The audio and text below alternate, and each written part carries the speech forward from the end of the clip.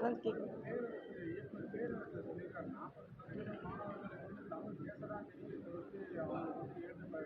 இல்ல, அதிகமாக தமிழ் தமிழ் பரீட்சைக்கு அப்பியர் ஆகாத மாணவர்கள் +2ல இருக்கிறாங்க. அது கணக்குல வந்தது இந்த வாட்டி.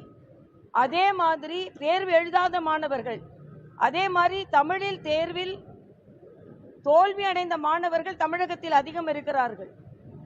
இன்னும் தமிழ் முழுவதுமாக கட்டாயமாக்கப்படவில்லை எந்த பள்ளியிலுமே. ஆக இப்படி வைத்துக்கொண்டு இவர்கள், நான் கேட்கிறேன், தமிழ் தமிழ்னு ஸ்டாலின் சொல்றார்ல, எவ்வளவு தமிழ் இலக்கியங்களுக்கும் தமிழ் வளர்ச்சிக்கும் முழுமையான இவர்கள் அக்கறையை செலுத்தினார்கள் என்று நான் கேட்கிறேன்.